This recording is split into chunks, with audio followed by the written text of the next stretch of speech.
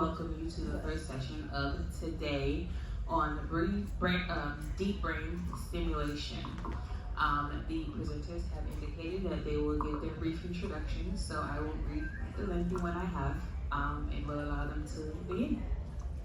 Hi, my name is Min Akins. I'm from Decatur, Alabama, and Alabama Roll Tide. I'm going to be moderating this discussion. So basically, I'm in charge. Anyway, so first in introductions, we have Andrew and Amy Joanne. That. And they are from from New Jersey. And Andrew, you were diagnosed with Tourette's at 11. Is that correct? Yes. Okay. And then next, and then Andrew is the person who has gotten deep brain stimulation, and Andrew is his lovely wife and better part.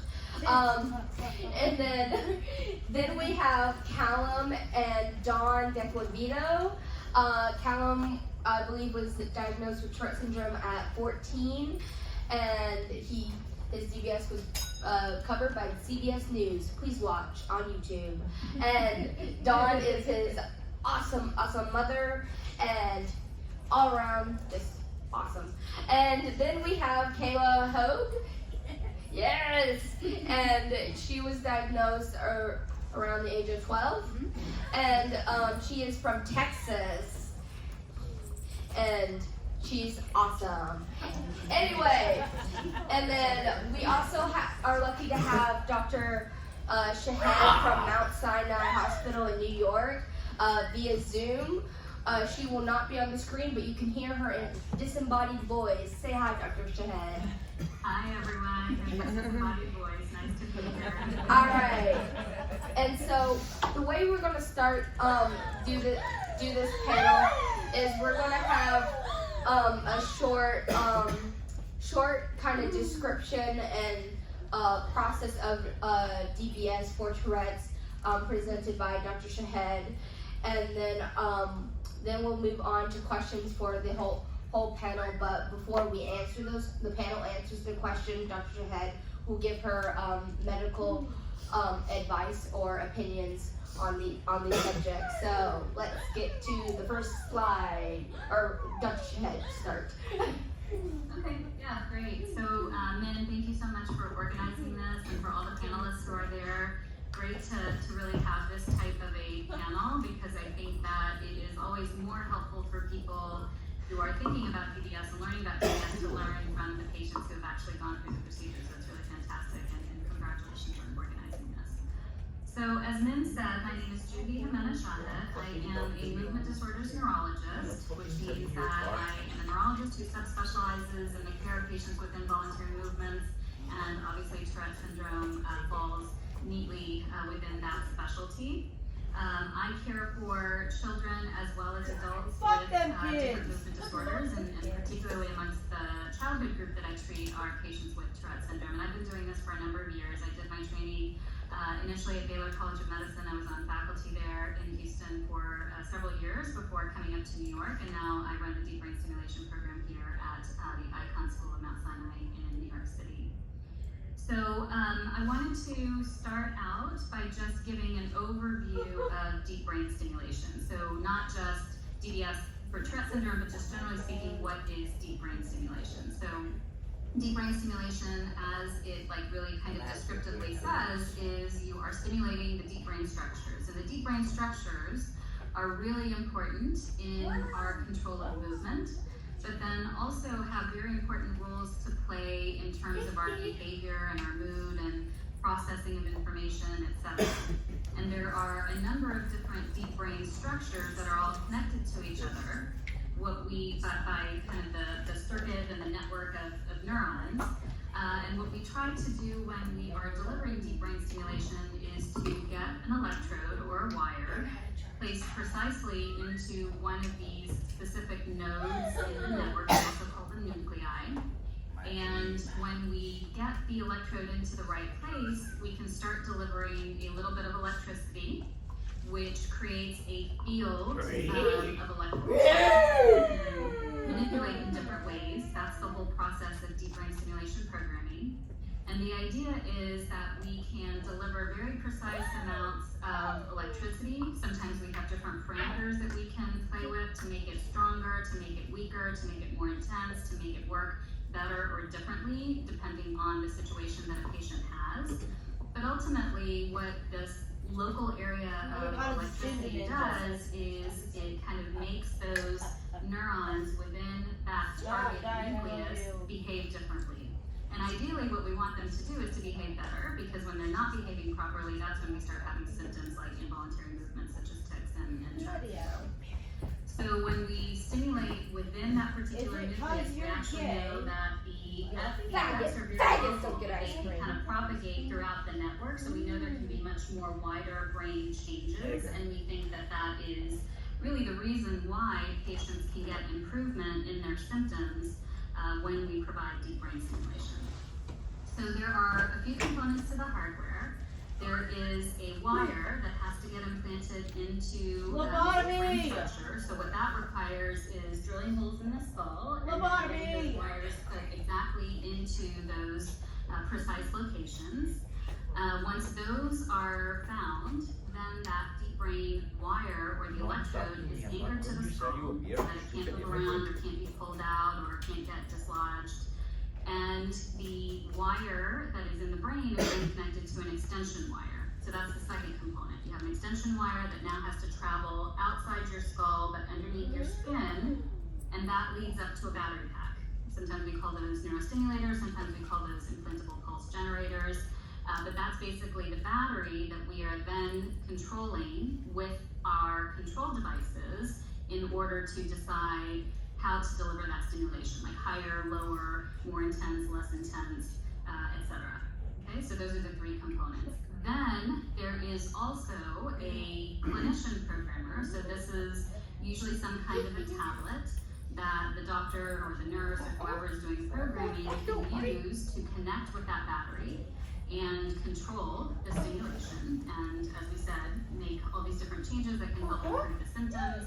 And then lastly, there is a patient controller, so patients have the opportunity also to be able to manipulate their therapy when it's considered to be appropriate. So usually the person who is doing the programming will help decide if that's a feature that needs to be used, and if it needs to be used, what kind of changes patients can make. So that's kind of the system overview, and the first part of all of this deep brain stimulation stuff is getting to the process of getting the equipment put in. And then once you get the equipment put in, it gets the next step of the process, which is the actual programming and starting to see stimulation benefit and start to get improvement in symptoms. So usually what will happen in any kind of DBS, right? So the conditions that we kind of more commonly do deep brain stimulation for are disorders like Parkinson's disease, essential tremor, dystonia, some epilepsy cases, some patients with obsessive compulsive disorder. These are all approved indications for deep brain stimulation. Notice that I didn't say Tourette syndrome. Tourette syndrome is not one of the officially approved indications for deep brain stimulation. But what we have found over the last few decades is that there can be really substantial results in improving symptoms of Tourette syndrome in those patients who are carefully selected, maybe those who have tried a lot of things and really haven't gotten sufficient control. And I'll talk a little bit more about what that evaluation process is like. But so there have definitely been some great results with this therapy, which is why a lot of us feel very strongly about it and being able to offer it to those patients who may qualify. But it's not an officially approved indication. And what that ultimately translates to some challenges in access, which I think we're going to get to later, so I don't want to talk too much about that right now. So generally speaking, when we are evaluating patients with deep brain stimulation for any condition, this always starts with evaluating the patient. And in Tourette syndrome, this is very specific because we need to understand sort of the big picture. So tics obviously are a major source of difficulty for patients with Tourette syndrome, but we also know that the comorbidities, the co-occurring conditions like the OCD, ADHD, if there are other behavioral issues that are coming along with the Tourette syndrome, these can all impact how bad the tics are. good assessment of what's going on with all of those. And that's often where this whole process of thinking about deep brain stimulation will start, is just those clinical assessments and understanding the dynamics of the symptoms. At our center at Sinai, our workup includes an evaluation by myself, my neurology team, where we look very closely at the text, we look at the OCT, we talk about all the other behavioral history, all the different medications that patients have tried. And then we have our patients evaluated by a neuropsychologist. The neuropsychologist will look at things like thinking and memory. Something that's very important in Tourette syndrome is executive functioning. But also just looking at other areas of relative strengths and relative weaknesses. This is often just a really helpful way to get insight into kind of what else is going on in the brain and what other functions patients may be having.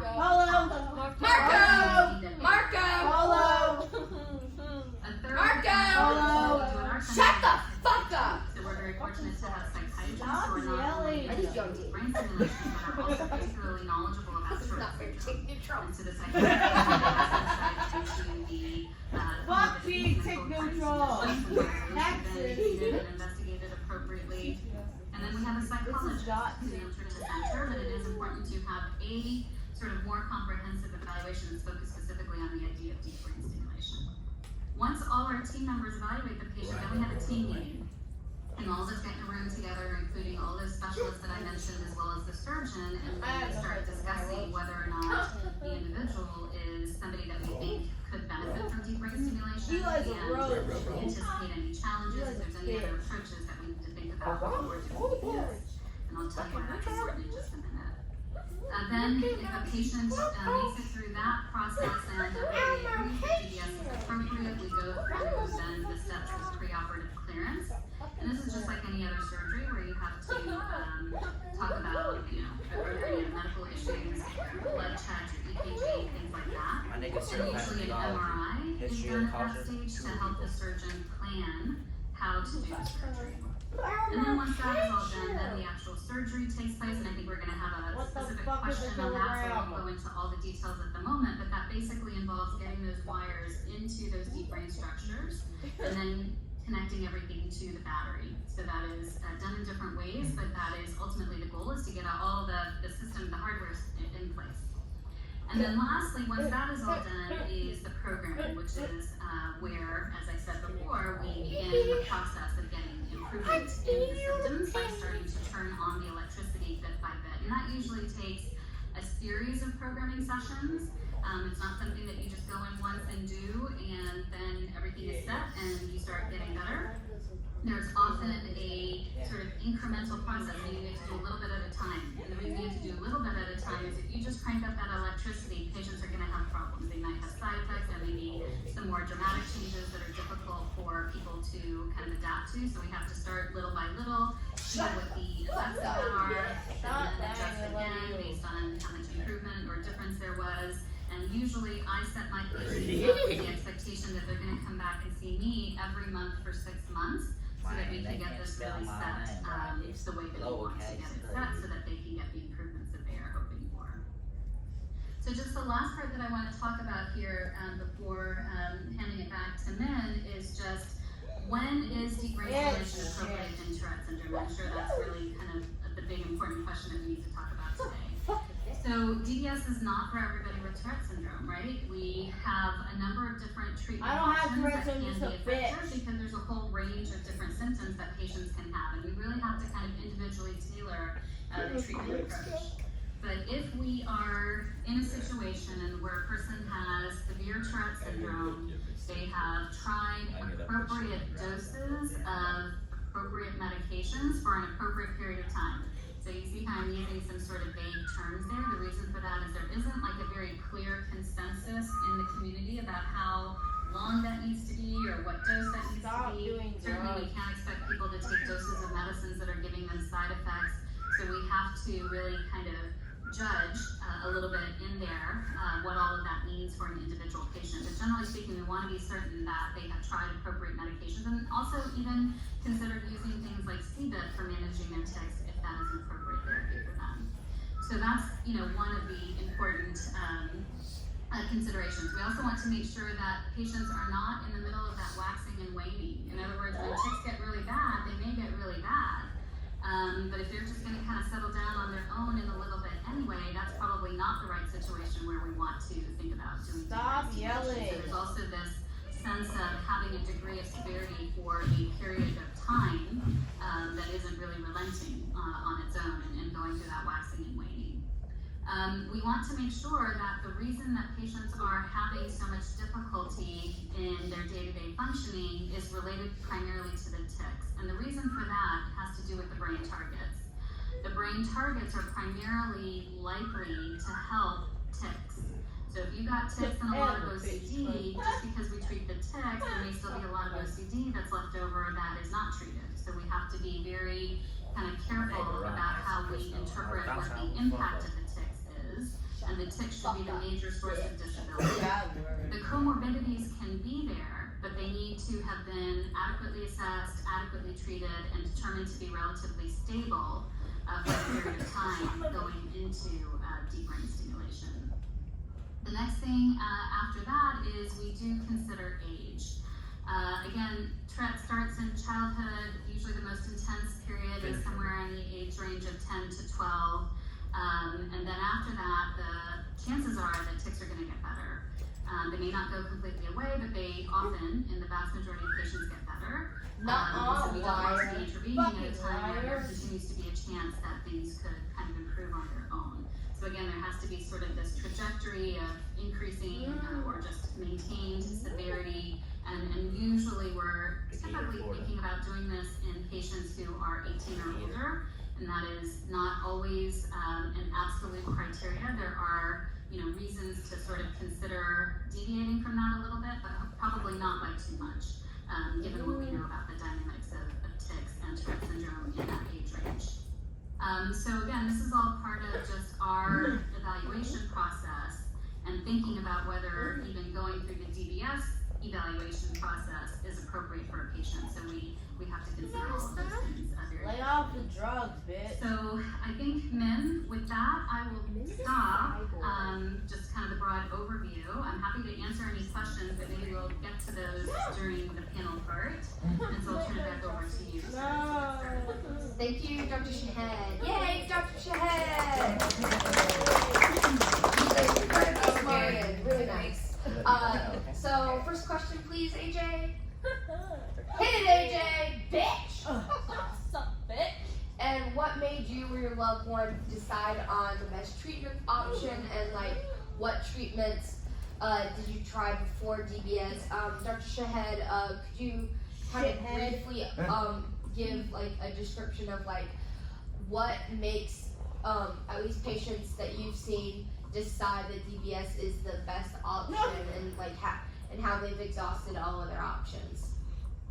Yeah, so that gets back to the question of treatment refractoriness, right? So when we talk about treatment refractoriness means somebody who has tried appropriate medications and treatments for their symptoms at an adequate dose for an adequate period of time and still is not getting the degree of improvement that they need in order to be able to function more comfortably or more normally in their day-to-day activities. And so we usually are asking, as part of our history, what have you taken for your tics? And I know this is often hard for people to kind of go back and dig through their memory or their records or whatever to try to figure this out. It's really important. There are different types of medications, different classes of medications, different expectations that we might have from those medications, but it's really important for us to know the full range, because again, you don't want to start doing brain surgery on somebody who maybe has not tried some of the good medications and then could have gotten relief without the risk of the surgery. And I'll give you an example. I had a young woman come to me because she had been treated well. She had taken a number of different kinds of medications for her tics and for her mood issues and for OCD, but wasn't feeling like the meds were working, and so she took herself off all of them and then wanted to talk about whether DBS was appropriate. And when I went through her history, I realized, well, she tried a couple of these medications, but there were still some others that really had a good chance of helping her. And what we did in her case was to actually put her on a medication called fluphenazine, which is in the class of medicine that we call an antipsychotic, but it works in Tourette's because it blocks dopamine, and that's really one of the main brain chemicals that's important for managing the tics. And once we put her on that medication, her tics got so much better that she no longer felt like she needed to have DBS. So this is definitely, kind of an important part of what we need to consider in terms of whether it's time to do DBS or not. So I'll stop there and let the others weigh in. Alright, so we're gonna hear, so Andrew and Amy are together, and then Dawn and Cal are in the same store, and Kayla is an independent woman and she don't need nobody. And so we'll hear from Andrew and Amy first. How long you got? So what made you decide on DBS, and like what treatments had you exhausted? Take your tits out. I tried every medication there is in the book, and they all failed. I feel it like, At the end, shit. I felt like a helpless case I feel it like, I should kill because myself. nothing helped. And then DBS was my last resort. Marilyn Monroe on the Bathurst airport going to the hotel. He also Mile decided High that Club, his two-time self-injurious tics world champion. were hurting him so much that even if the DBS only helped by 10%, it was worth the risk of doing brain surgery, and hopefully it would at least reduce some of this, even the severity of the symptoms he was having. Thank you, and Callum. Bitch! And Dawn. Here we go. Callum's a ginger. And then if you just hand it to Kayla. Okay, so I'm looking back at it again. I made it for like I get having it around other people, but the genuine reason I made it is I needed to stop injuring myself and punching myself. Like the coprolalia is bad, but honestly, I think you can live with it somewhat. But injuring yourself over and over again, that hurts a lot, and even just having regular tics that cause pain. If you're in a lot of pain, your quality of life is high. So, Cal is the one on the panel that, I Callum's had on to make a drugs. parent Callum's on decision. drugs. You know, he was 17 when he had his surgery, and so that part's just a little bit different. I mean, he was obviously at 17, a little bit older and able to weigh in, but we just saw that he lost his teenage years to Tourette's, and he tried medications. I remember going to Minneapolis to the TAA conference, and he had told me that he was tired in school because of medication. I think it was ORAP at the time, and he had told me he was tired. But I watched him in the teen summit. All the parents were in the back, and the kids were sitting in the front, and my kid was the kid that was unconscious on the table. I mean, he was just out. And so then I was running down and buying him energy drinks and Coke, to which parents and kids said to him, you know, like, oh my God, you're having caffeine? But he wasn't able to participate in the conference because he was face down on a table. So we saw the impact that the medications had. It was shortly after that his neurologist, who is affiliated with Mount Sinai and knew Dr. Shahid, said, you know, he may be a candidate for this. Is this something you would consider? Get So your then as a shit parent, together, you're making the bitch. decision, do I have somebody put wires in my child's brain? Do I turn him into the cyborg? You know, we had all the little things that we said to him. And it was a big decision. Like, I don't think it's one that you make lightly. But again, we had tried a lot of Drinking medications. alcohol. He did CBIT and CBT for Alcoholic like bitch. 2.5 years on a weekly basis. You know, before and CBIT had some effectiveness for him. But as he said, those self-injurious tics were really brutal. You know, trips to the emergency room on a regular basis because he was punching himself. Trips to pick him up from school because he would slam his head off of hard surfaces. I mean, it was nothing for him to slam it off of a wood door, but he also had a habit of hitting those metal door jams, you know, the steel door jams, which was, there's no give at all. A concrete wall was not an issue. You know, he would absolutely slam his head off of that. So, you know, he had a space in the classroom, in the one classroom, and they padded, you know, essentially for for Callum to have a place where if he could go over and Callum's hit his crazy. head. Send him to the psych ward. He was wearing a helmet to school and carrying a mitt to punch himself, just to try to protect himself a little bit. And as parents, it was just something where we're saying, how is he gonna move into adulthood? And he was 17, right? We were only seeing things getting worse, they weren't getting better. Kayla, you wanna weigh in on your decision? Because I feel like on the panel, Andrew, you had your surgery in 2013? Yeah. And you had it in 2017, and Callum was 2022. Just quick suggestion, if you guys can give out the result before and after, and how much percentage-wise, how much improve or decrease? How much improvement do you think you've had? Personally, to me, I feel like it's like 70 to 80%. We've done the calculations, it's like 50%, but the part that I want to touch on is that it was more of the severe tics that went away as frequent. So even when I punch myself still, I don't hit as hard as I used to. I'm able to stop it, and it's literally just a tap to the face. Sometimes I get myself here and there once or twice a month, but that's better than 100 times a day. I mean, we took him to the emergency room. I remember after it was 8 hours of him punching himself in the face, Now if he'll, you see him punch himself as a parent, I still have a little PTSD, like, oh, he would don't do that. But he might hit himself 4 or 5 times and just without the strength behind it, and then he'll stop. So I think it's the control that we really see that has been an incredible improvement. I've got those. Yeah! For me, I really had no option. I had no quality of life. My tics were hard. Predominantly whiplash-like tics, to where my doctor was concerned that I was going to end up snapping my neck at one point. And I had, I'm going to pronounce this wrong, torticollis? Torticollis. Thank you. Yes. Of the neck, so I've got a touch of dystonia. And I had a tic that has been essentially hyperventilating so fast that I'll kind of almost pass out and become hypoxic. I was stuck to my room. I had to quit college. I had to quit everything. My anxiety was out of the roof. I had half self-indicators.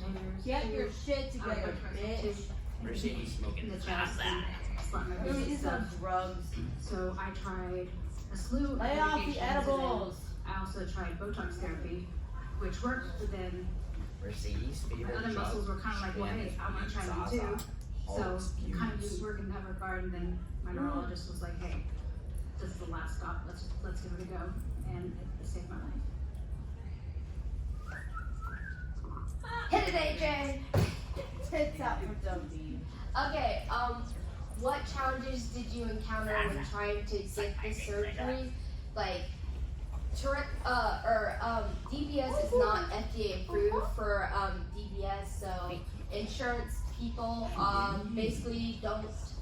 It's not FDA approved, so insurance doesn't have to cover it, and even some doctors don't feel comfortable or have the expertise to do DBS for approval. And like Dr. Hitchhead said, you have to meet pretty extensive and specific criteria to even consider the surgery. This is more for the panel. Dr. Hitchhead, just sit tight. What I can do if it's helpful is just walk through the process of getting any kind of surgery approved. And if you don't mind, I'll just take 2 minutes doing that. I mean, whenever we want to do surgery on a patient, even if it is for one of the regular Mercedes adopted a giraffe from Syria. we still have to document to the insurance that we have Free that Palestine. and that we really understand why this person would benefit from the surgery. So that's part of why having all these evaluations is so important. But even in those approved indications, we still have to ask for permission. So having all that information is important, and they can, based on their individual insurance plans, which may vary from person to person, even within the same provider. It depends on which plan you have. They may choose that this is something they're willing to consider, or they may choose that this is just really way too out of the box and they're not gonna cover it at all.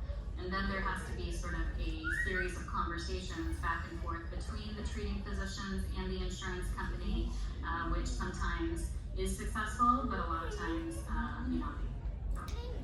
Alright, so we'll hear from Andrew and Amy on what challenges y'all faced during in the process of trying to get DBS.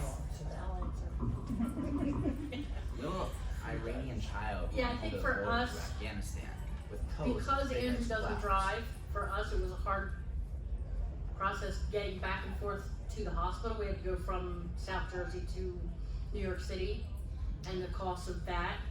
But then with the insurance company, honestly, ours was not as difficult. Dr. Capel from Mount Sinai sent a video of Andrew to our insurance company.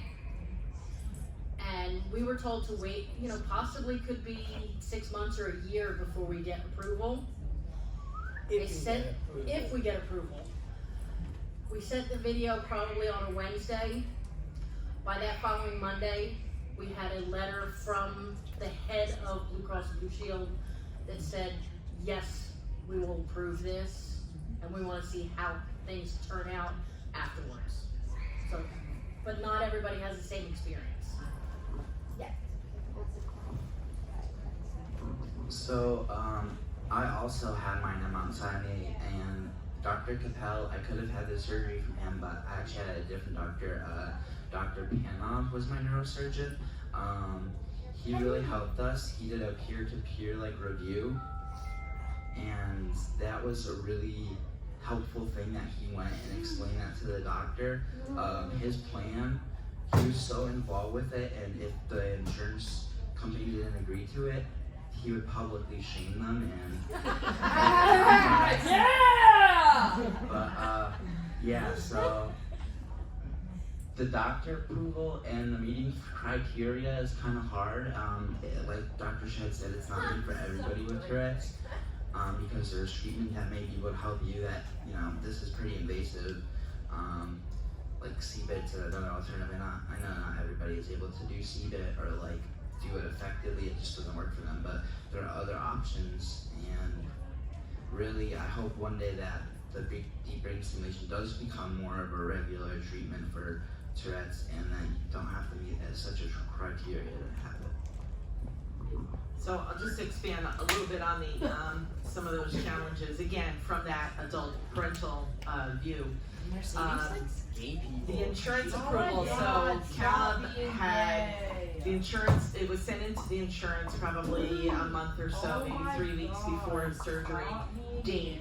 And the surgery was on a Tuesday, and on Thursday afternoon, I think it was, the insurance company denied it. I hate them. So, again, now you're a parent who has really invested in this, and you have this thought that your child is going to have this treatment, and insurance cancels it, really right before the weekend. That's always so helpful too. And on Friday, by Friday afternoon, in fact, it might have been Friday morning, we got the rejection.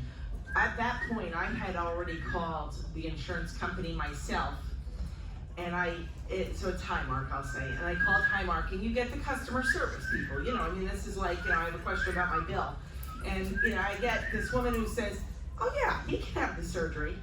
And I said, okay, so I've done a deep dive on all of your policies, and according to your policies, you can't. I kind of knew that. I didn't really say that directly to her, but she kept saying, no, I'm looking at this. That's an approved surgery. I said, right, but it's for Tourette syndrome. That's that is not FDA approved. Oh, it's all right. And I'm going, so do you think you could maybe email me something that says that? Could we if you could just put that in writing for me? And then and then I was in touch with my employer. So I work for a school district, and the insurance is contracted out, right? So there's an insurance broker. I learned all kinds of stuff. So I called, they put me in touch with, my employer put me in touch with the insurance broker. So now this would be somebody who works with the insurance companies to purchase insurance for companies at some level of discount, right? So she reached out to the insurance company and she got back to me and she said, you know, this is not looking good. And this was the week leading up to the surgery because of course we didn't know if it was gonna be covered. So then when it was denied on Friday morning, this woman and her boss were, you know, pretty deep into reaching out their channels with the insurance company. So I just want you to be aware that it really, like, Calum's insurance was approved. It ended up being approved and had that surgery on that Tuesday, but not without some behind the scenes pushing and phone calls. And so then the peer discussion with the surgeon, and Callum was right, when we met with him, I had said, what if insurance denies it? And he said, well, then we're just gonna publicly shame them. And at that point, we did already have contact with CBS, so we were kind of hoping that they were gonna help with their public champagne. But the surgery did end up getting approved, and we were on an elevator on Monday in Mount Sinai, you know, as we came in the day before, and we were getting messages from Mount Sinai, from like the building department saying, hey, we want to let you know that we finally got a fax copy approving the surgery. But as parents, my husband and I are on the elevator before that saying like, so do we just go into debt for the rest of our lives? You know, more than we already are, let's say. You know, so insurance is it's a huge piece. And I did speak with a woman, and actually I think they're from Texas, this spring, whose son was denied after they checked into the hotel the night before the surgery. And he's gone through an appeal process, and it has continued to be denied. And she did share with me that, you know, his OCD is significant enough that he's probably going to try to go down that path. That Baylor is going to go down that path with them of maybe trying to get approval under, you know, an FDA-approved disorder. So it is definitely not like a simple, you know, obstacle-free thing to get the surgery, and that is largely due to the fact that a lot of insurance companies have policies that say somewhere in the deep, small print that they don't approve for surgeries that are not FDA approved. But we're very grateful for whatever Dr. Panoff said, because he did a really good job of convincing them. And then the other piece was, you know, what Amy mentioned, you know, the challenge of Andrew not driving. So that meant that Amy, in a similar way that I had to as a parent, had to get him into the city. So we went in August of 2022 to meet with Dr. Shahed.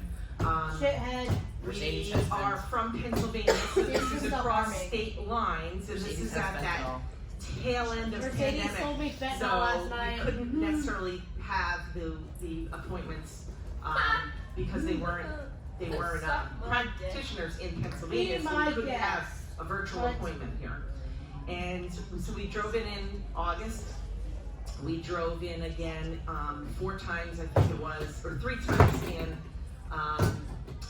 in October. One of his appointments was virtual because the psychologist at the time still had a PA, like emergency certification from the pandemic that was running out at the end of October. But each of those appointments, remember, this is Manhattan, so you have to get to an island, right? So there's going to be a toll. Each of those appointments involves the tolls, you know, the co-pays for each of the doctors that we saw. Feeding a teenage boy in Manhattan is a multiple times. The parking, you know, all of those things really were a lot. And it's a 2-hour drive for us. So appointments are usually, they'll be like, oh, we can give you a 9 o'clock. And I'm like, dear God, anything but a 9 o'clock. The one time we were going in, I think it was a programming appointment, and a salt truck caught the wire that dropped across 7 lanes of traffic. And if you've ever driven in the Manhattan area, to hear the traffic announcer on the radio say an unprecedented event, what could possibly at this point in history be unprecedented? You know, and we did get there in time, but You know, and you're looking going, it says 7 miles, but it says an hour and Mercedes 6 told me minutes. fentanyl How last is night. that Yeah, possible? So those challenges are there, you know, just the stress of getting in and the number of times and taking, I'm sure you had to take off of work, you know, every time to go in. Then there was, you had the brain mapping or the MRI appointment, you know, which is, you go in for an MRI, you're out in an hour. They go in for an MRI and it's like a 3-hour affair, you know, so it's a full day in the city. And then of course, then you get to the actual surgery. And Dr. Shahed said, you know, we have appointments every month for 6 months, but we did every month for a year. And we've now just moved this year to every 2 months, so we'll see You're her a in June. faggot, and April. faggots don't get ice And then cream. presumably, like, when we hit December, Dr. Shahed will be talking about doing every 3 months for next year, right?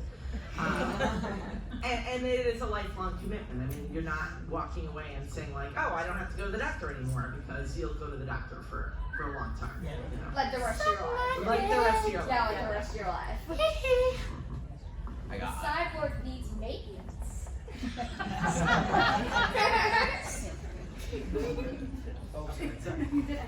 How dare you? Stop doing drugs. Mercedes, stop doing fentanyl. Stop Seriously, selling me stop. Insurance was fentanyl. definitely hard. I got denied Really? 5 days before my surgery, and I had already cut off 13 inches of my hair to donate it. I was ready to go because my head was obviously going to get shaved. But we called up our neurosurgeon's office and we asked, well, hey, should we call the insurance? And they're like, nope, we got it covered. So I would have loved. Don't call them. Yeah, they have like, don't call them. I would have loved to read the letter that he wrote and watched the beard. But I was planning for December 22nd on 20. Drug addict. And they kept me in the books each She's month an until alcoholic. March 22nd. And then we got a letter, I think, was it? I think I'm her mom. Oh, that's my mom. She should be rich Hi, Mom. here. I know I probably. Yo, you want to move the chair? Yeah, come on. Well, no, it's her. No, it's Your good. drug problem is causing our family to rip apart. I'm gonna divorce you, you know? Yeah, no, they kept me in the books for surgery just in case insurance was like, it's a no. But Stop doing drugs. they approved. Comments? I kind of figured out the insurance from the very beginning, like when she was younger, the whole family. And, I wish I had a supportive mom. Me too. but, Me too. when she got denied, I'll never forget this. It's like I came home from work and she's on the floor crying. Sounds like. And I did, and she said that the insurance denied it. And I'm like, The oh fucking my boss God, is you know? So when I called up the neurosurgeon, and she got the surgery here in Dallas actually, and they said, don't call the insurance, we'll handle it. Probably because they didn't want me saying things and then they were gonna say something. So, you know, and I asked later on, I said, well, what did you do? And they said, well, they sent like 50 pages of documentation about how it would work. And then when the doctor came in to see her in the hospital and they were talking about it, he said, well, if they would have denied it again, I would have just sat in the front yard with a baseball bat with the president of, it was Blue Cross too, until they approved it. So, having the doctor that believes in it and believes in the patient. Stop fucking yelling. Huge difference, so, yeah.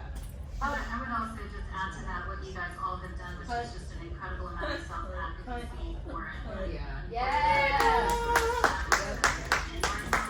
Oh my God, Sunny boy. Really vigilant to be involved and do Is it things that because are you're gay? described so far. Faggot. Faggot, faggot, and faggots don't get ice cream. Quit.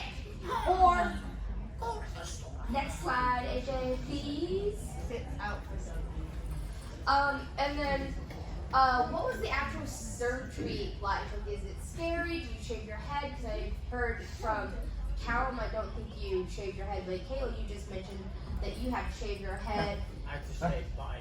And then like, oh, you had to shave your head. Well, I mean, you already have no hair. I'm 54, so.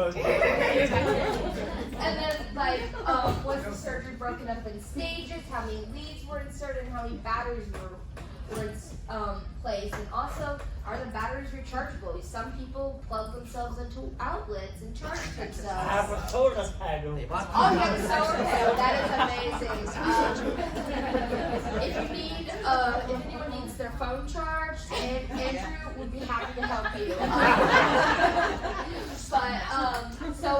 Dr. Shahed, could you kind of give a brief overview of the standard protocol for deep brain stimulation? Then after you do that, I'll hand it over to the panel.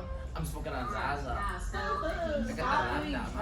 the first step that has to happen specifically related to the surgery is the brain MRI for planning purposes, and that may be done at different times. Take the bricks, bitch. But certainly should be done before the surgery, so the surgeon can actually plan the trajectory of how they are going to get those wires into the right place. And the MRIs might be done differently in places as well. With Tourette, we have the added sort of issue of movement, and if there's too much movement during that MRI, it may not give nice pictures, which may make it harder for the patient or for the surgeon to be able to plan the surgery. So we actually have an idea of and that really gives us some very beautiful pictures to be able to plan. So that's the first step. Then on the day of the surgery, most of these procedures are done with what we call a head frame. And the head frame is there in order to make sure that the exact angles and trajectories and depths that the surgeon requires for the electrodes are calculated properly and done very precisely. And so the first step is often adding that head frame. And there's frameless procedures. It may just depend on the surgeon, but that is some way of being able to continue to be able to measure the position of the electrodes during the surgery. Then the next thing that happens is in patients, I should say, let me just add this. Again, different surgeons may do it differently. They may choose to do the entire procedure under anesthesia. And so the patient's completely out for the whole thing. And again, in a disorder where there is likely to be a lot of involuntary movement, that may be preferred. Otherwise, patients can be just sort of consciously sedated so that there isn't movement, that they can be perhaps woken up at some point during the surgery to be able to test the electrodes. That's also a valid methodology to use. So it may just depend from the surgeon to surgeon, but once those frames get put on, then the process of drilling the holes in the skull and advancing those wires, those go in very slowly, very micrometer, like really just small increments very slowly. And if there is testing that is done in the operating room, patients are kind of woken up a little bit and they may be asked to perform certain tasks or to say how they're feeling in different stimulation settings. And then once that part is done and the surgeon is satisfied that the electrodes are in a good position, they will kind of anchor the electrodes to the skull and pull out the guide wire and close up the actual surgery. And that's the part about just getting the electrodes in the brain. And then there's a separate procedure about putting in the battery. Sometimes that's done in an entirely second procedure. Sometimes it may be done all in one procedure. Again, that will depend on the surgeon and the hospital. But usually separate those. And that one is definitely done completely under anesthesia. Because the whole process of connecting the tip of the brain wire to the battery that's in your chest, you have to tunnel under the skin. It's not very comfortable, so you don't want to be awake for that one. Mercedes is on drugs. Fully asleep, and the battery will be inserted during that procedure, and everything. Mercedes told me fat my last night. First time. Big So either one bigger or than a two dime. procedures Either one generally overdose a little bit. get all the hardware. Thank you, Dr. Shahed. And before I hand it over I'm to sorry if I our don't panel have to last night. answer, let's have a wiggle break. So everyone can stand up and move around. Just look at the time. We've been here for quite a while, so just have a wiggle break. I'll see you at the next thing. Yep, see ya. This wiggle break will be very short-lived. Yeah, it's important. Short break, short break. Suck short my break. dick, Mercedes. This one.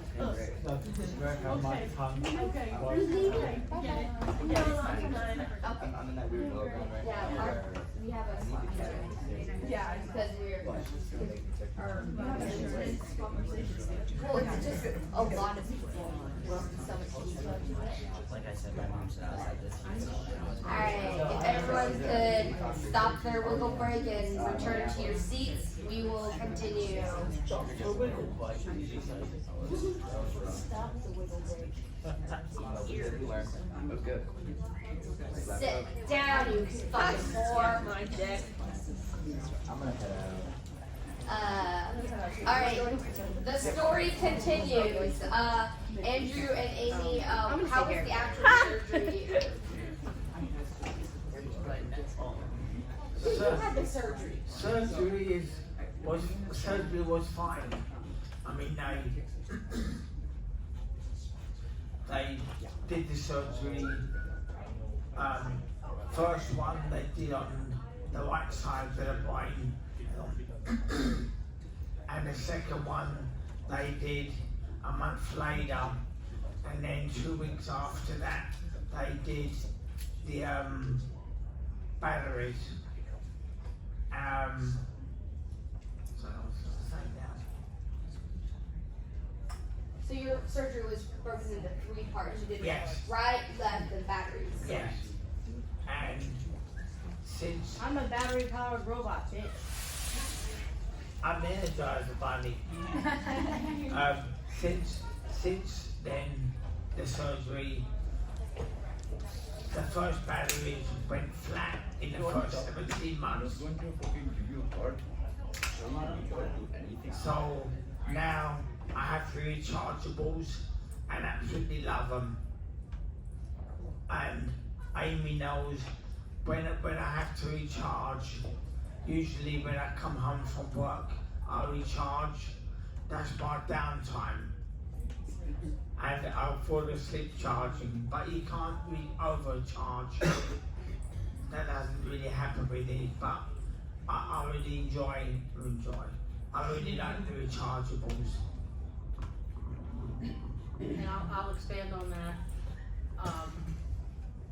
The rechargeable batteries are similar to your wireless phone chargers. And so the 2 charging pads kind of lay straight on the skin right over the battery. And it can take about 3 hours to fully charge both batteries. So he'll lay there and you can't move. You have to lay still, because if that charger moves slightly, it'll miss the connection and you kind of have to readjust. So, lay flat, chargers on, and he'll end up falling asleep for those couple of hours. But yeah, when the batteries went dead the first time, kind of freaked us out. They told us they were supposed to last, 3 to 5 years. And after a year and a half, we're like, okay, what do we do now? They replaced them. Now the rechargeables are supposed to last up to 7 to 10 years, which we're now at 9. I had it 14 years ago. Yeah. How often do you have And to they're charge actually them? now, 3 days. the rechargeable DBS batteries last about 15 years, probably longer than that, but right now at least 15 years.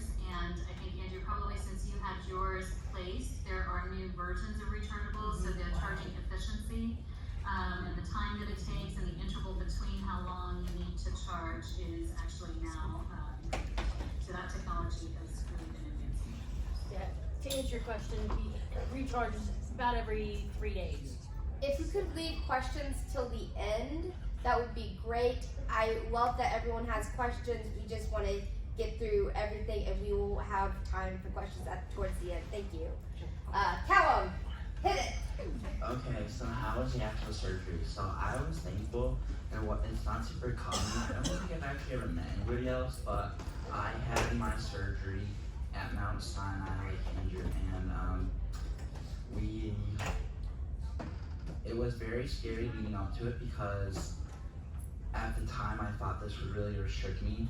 And you know, you hear brain surgery, but honestly, when I got out, the recovery was very fast. It was like a month, and then I was like back on my feet. I started working out again, which, if you know me, that's like a big part of like my life is being physically active. And I did not shave completely my head. They did like not even an inch by like half an inch little boxes in my hair. That helped just put the guides in, but I luckily did not have to shave my head completely. My surgery was not broken up into separate like appointments or like surgery days. Mine was put in, so I had my battery and my wire put in on the same day. The only thing that we had to wait a couple weeks for was turning on the device and start the programming. And honestly, was it 2 weeks? 2 weeks were inserted in my brain. And I just had one battery placed, and I had it placed on the left side of my chest just because, like I said, I play tennis, so I didn't want to have like an uncomfortable swing. So that's why I got the place where I got it. Tennis is very important. So I'll just add in that, you know, Callan was placed in a neuro ICU afterwards, and the difficulty was that with that is that he refused to use the bottle to urinate. And so there are, if you've ever been in a neuro ICU, they don't actually have bathrooms for patients because people who are in a neuro ICU do not get up. And that was like, so the nurses just kept saying this is not what is supposed to happen. He is supposed to lay there. And of course, you know, if you know anybody with TS, and they also have things like the ADHD, you know, you talk about very active people. So really within, you know, he was only in the hospital. We arrived early in the morning. He stayed overnight, and the next day he was home. So I just want that concept. This is brain surgery. But as Dr. Panoff had told us, in the scheme of brain surgery, this is not that big of a deal, right? So they're not making any structural changes to the brain. You know, so you think if somebody had a tumor, for example, they would excise part of that. It's never getting put back. So that didn't happen. This is just a wire that slides into the brain and into the thalamus, and if it needs to be, it can be removed. Or if, for example, he was 35 and said, you know, the battery went dead, I didn't even know, you know, and I don't want that there anymore, they could be removed without any problem for him going forward. So in the scheme of things, again, not structural, and his recovery really was quick. He had the surgery December 13th, and we did go to family for Christmas. Taylor Swift's birthday. So, you know, it wasn't like a big deal. Christmas is important. Deviled eggs. Wasn't scary. Well, I was asleep too. But leading up to it, I was pretty numb to it because I was just literally going through the motions of trying the medication and then trying the Botox, getting the Botox, finally getting it, and then waiting for the surgery, getting tired, waiting again.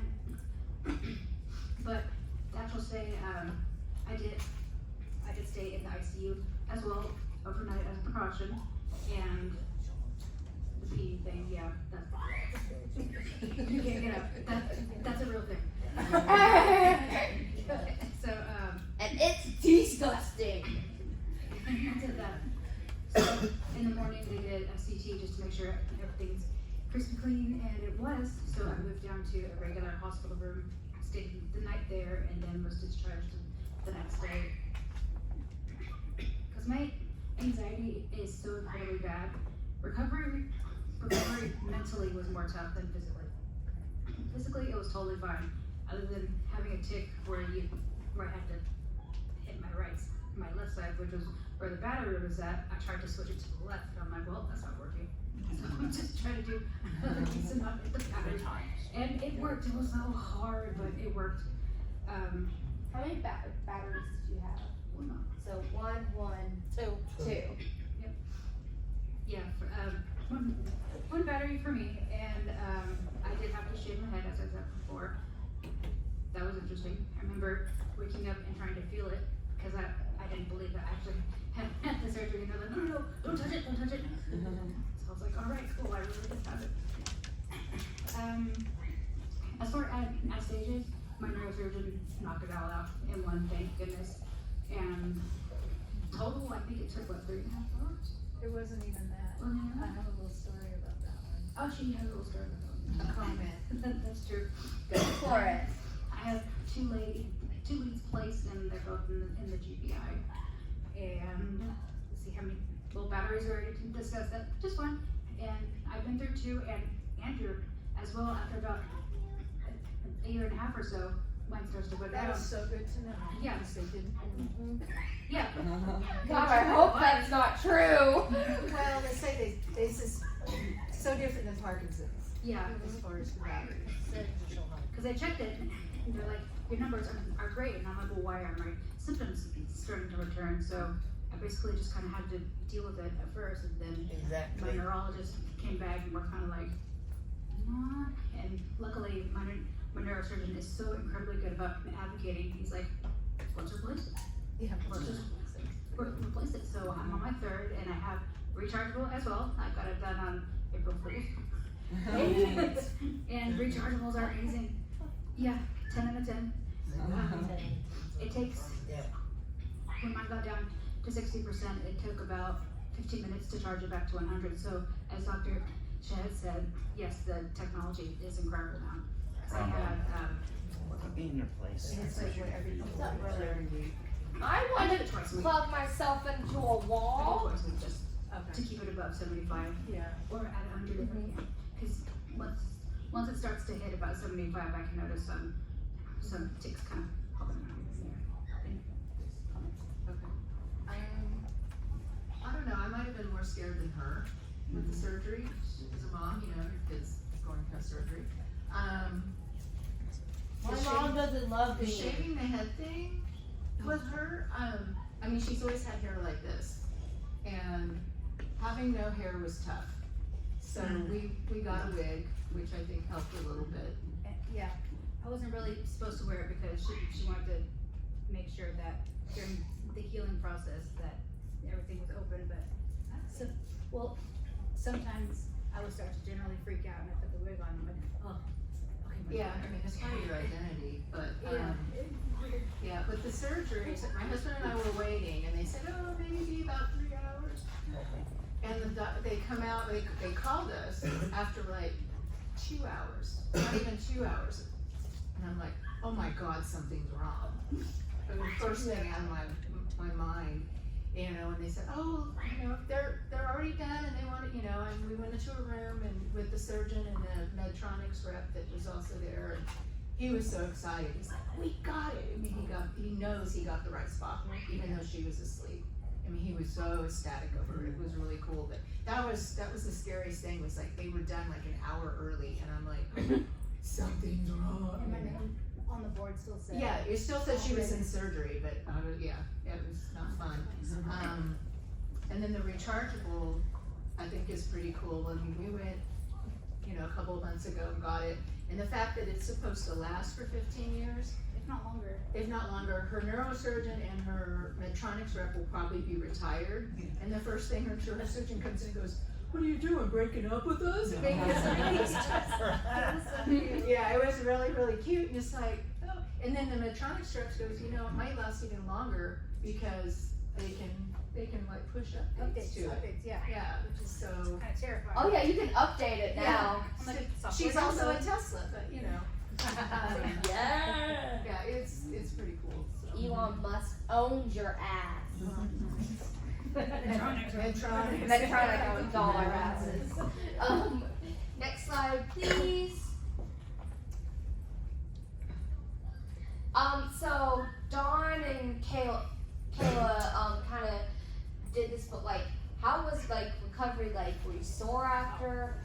How long did you have to stay in hospital? And did you run into complications? I have had friends of mine who've run into complications with surgery, either infection or just the surgery not going quite as well as people had hoped. And what did y'all do as far as recovery that you would recommend, or something you did and you would not recommend doing that would be great.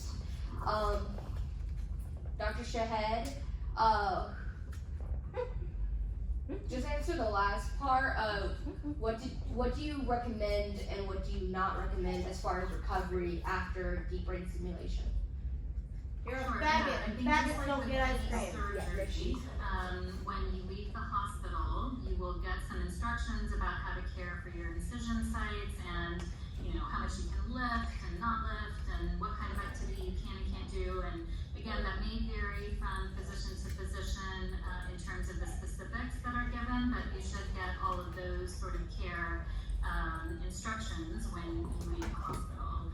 For most patients, what I recommend is that they need to take this time to kind of take it easy and just let themselves recover. As I think was mentioned earlier, this is not the kind of surgery where you're going in and taking a piece of the brain out or whatever, so there isn't really like a rehab period that is required after the surgery. Patients are up and walking around the next day. They're able to do everything that they used to do just immediately before the surgery. So there isn't really that kind of downtime or recovery that's needed, but I do think it's advisable to kind of take it easy and let everything heal properly. The last thing that you want, you need to pay particular attention to the wound healing, because the last thing that we want is for any infection to happen. If infections happen and they go unchecked, or if they're rapidly progressive, sometimes that means that we can't use the device, or the device has to be taken out, and so just being very attentive to that is super important. There was some literature in the past that suggested that patients with Tourette syndrome who got deep brain stimulation might be more prone to infection, so this is part of the reason that I kind of mentioned this. In my personal experience, that has not really been an issue, but we also give very detailed instructions to patients about how to kind of manage their devices and their incisions and things like that. And then it's really just sort of waiting for the appropriate amount of time before the first programming, and then once you get the first programming, then it's a whole other journey that kind of starts. But I agree with the statements that have been made that it's really, there's not like a huge amount of recovery that needs to happen after the procedure. Thank you very much. Min will be right back. But for Andrew, his surgeries were, overnight surgeries. We would go home the next day. Again, another hour drive back to the house. And the only complication we really had was the one connector at the top of his head. When I went to clean the wound, I noticed that it was bleeding, and I called Dr. Capel, and he says, you need to come back in, we need to take a look at it. This was like 2 o'clock in the morning. So we drove all the way back up, and they said, yeah, he needed to have an extra stitch put in. Thank God it was just an extra stitch and nothing super major. But other than that, That one was doing fentanyl out back. I saw him. that was the really only big complication he had.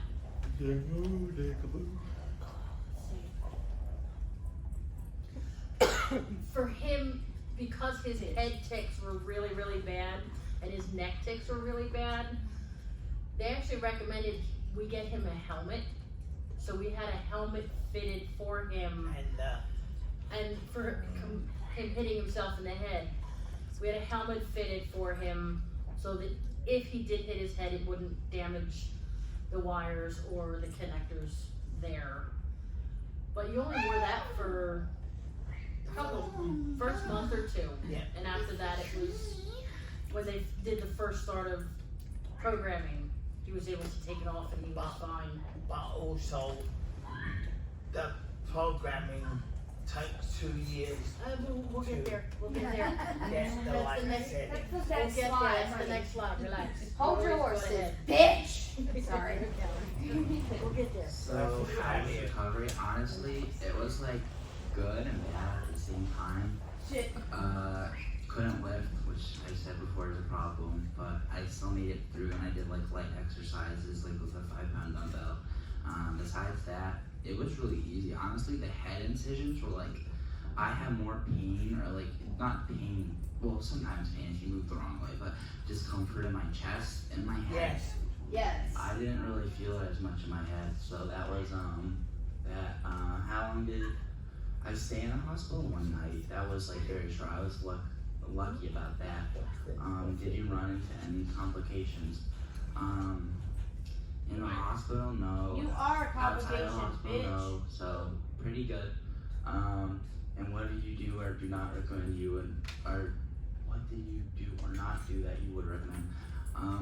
I would recommend just take it easy for the first like week or two, but like don't expect it to last that long. Like it's gonna go by really fast, the recovery process, and you'll get through it eventually. Dr. Shahed, you had told Cal and I, because he was worried about hitting himself, you know, after the surgery. And I remember you telling him that you did this to get really creative, and you had a patient that you had to, like he wore like a penny vest and had that hand kind of pinned down. Can you maybe talk a little bit about that? The very first patient that I ever was involved in treating with deep brain stimulation for Tourette syndrome was one who beat his chest. That was one of his tics. So he got put in sort of a body, not a cast, but just one of those plastic things that you've got kind of a plastic vest in front and another in the back, and you kind of Velcro it together, just to have that sort of barrier there so he didn't damage himself. And that was the first patient that we did. We have not had to do that since. But if there were concerns about either head hitting, you know, there's a helmet that could be used, or this other sort of thing.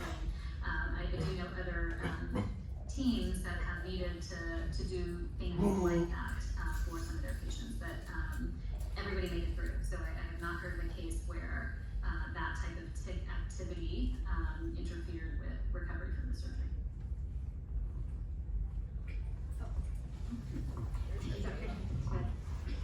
And I did touch a bit about recovery on the slide, but the soreness between where they kind of lead for the incentral wire was incredibly sore, and then also the chest too, and the neck down, and it did twist the wrong way. Ow. So I definitely agree with that. Again, hospital stay was only 2.5 days. Complications, thankfully none. So it was incredibly hard to not pick at the burr hole, because you know us Tourette's people like to pick things. So I like I said, I just concentrated on other parts of my body, and thankfully that worked. And what I do or not do that I would recommend, actually for me, physical therapy a bit later on, maybe like a month or two, because I went from having rock solid muscles in my shoulders and arms, and I was able to lift bags of mulch easy, absolutely easy. And then I noticed I couldn't even pick up a case of water bottle. So I ended up doing martial arts to kind of relearn my body, relearn coordination, and then also to relearn how to be a human again and talk with people, because I also self-isolated for a good couple of years. Kayla, can I make a comment about that? Thank you for sharing that experience that you have, and I think that's an important one to kind of think about, because this is, you know, the opportunity to kind of open a door to kind of regaining some of those lost things that you just mentioned, and it's definitely a process. And I know that's going to come up in maybe the next questions, but surgery for Tourette syndrome isn't a quick fix. And although there is, you know, getting through the recovery of the surgery and all of that, the journey kind of really begins with the programming, and as Kayla just said, just relearning now what it's like to be a person who has now had surgery for their tics, and hopefully now getting better results and better control of those, and kind of trying to understand how you can fit back in, and how you can, you know, sort of be comfortable and be fully functional in this kind of new view.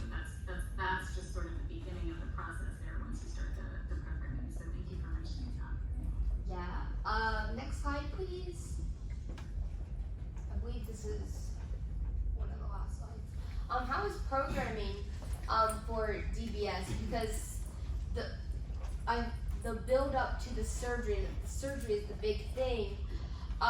But programming can take a long time, and I don't know exactly how long Dr. Shahed can do that. But like, did you feel an immediate effect when it was turned on? And like, how long did it take for you to find the sweet spot in the programs and settings that worked best for you. And then I know certain people can make adjustments on the remote that you are given. Like, do you make adjustments yourself, or do you have to go to your doctor every time you need to change settings or whatnot? Dr. Shahed, generally how long does programming take, and what's the standard protocol? So again, I think the specific protocol may vary from place to place and from physician to physician, but what generally happens is that there's a period of time after the brain surgery that patients have to wait before the programming can start. And the reason for this is that when we put wires in your brain, those things aren't supposed to be there. And sometimes there is a reaction, not a bad one, but a little bit of swelling, maybe a little bit of what we call edema, kind of around that. Maybe I kind of call it just a little bit of irritation. But what it does is, in some situations, actually mimic the effects of having the DBS turned on, even though it hasn't been turned on. And so some patients may actually feel a little bit of improvement for a period of time, and that may be hours, it may be days, it may be weeks. But the reason that we wait usually about 4 weeks from the last brain surgery before doing any programming is because we want all of that to settle down. If we start programming in the middle of that, that can create some challenges. We may find settings that seem to work, but then eventually they don't work anymore because that kind of irritation has gone away. So it's really important for us to make sure that we are initiating that programming at the same time. And so by 4 weeks, that's usually, for the vast majority of patients, a sufficient amount of time to begin. Once we begin the programming, that first session usually is the longest one. The wires that are put in to the brain have different locations on them. They're called contacts. There's different contacts that can be used to deliver the stimulation, and we need to find the right geography for each individual patient. So depending on how the surgeon put the wires in, 1 or 2 of those contacts might be the best one. We generally go through a process of testing multiple of those contacts, if not all of them, to try to see which one is best tolerated and which one is giving the results that we're looking for and hopefully not causing any side effects. So this can be sometimes an extended session, maybe an hour and a half, sometimes up to 2 hours, depending on the patient and what happens. But there's a little bit of, we're going to start with this contact, we're going to inch up on the stimulation, and we're going to see how you do, then we're going to switch to the next one and then inch up on the stimulation. So very kind of repetitive. Some of the things that I look for in that first programming session that indicate to me that we've hit a sweet spot are when the patient tells me they feel relaxed. And Helen will tell you about this because we had a great experience during that first programming session. But if I see a contact where a patient visibly can tell me I'm feeling better, I feel less anxious, I feel more calm, the urges are better, that's often a good indicator that you are in a good spot. So the first programming, we're really just trying to get into the neighborhood. Okay, we want to just figure out where is the best location in the brain to begin that programming. And like I said before, we can't crank it up all to the top right there because there are going to be challenges in how your brain can accept and tolerate those settings. So we have to start somewhere, kind of hopefully get a little bit of benefit from the get-go, and then inch up on it as we go. If you hit side effects, then we might have to start adjusting the programming to make it more tolerable for patients, or we might have to choose a different contact down the road. So this is the process of the fine-tuning that we talk about to get hopefully the best results and to minimize the side effects that patients can have. I mentioned to you earlier that my personal practice is monthly for 6 months. I think for most patients, within that 6 months, we get where we need to be. But that's not to say that things don't change down the road, and we may continue to do some additional adjustments after that. And that's very highly sort of patient dependent, I would say. And I've had some where we've continued to make minor adjustments over a longer period of time, and others that really within the first 3 or 4 settings we're right where we need to be, with the programming. So just have to have a kind of a standard process, but it may vary a little bit from individual to individual. Andrew and Emmy.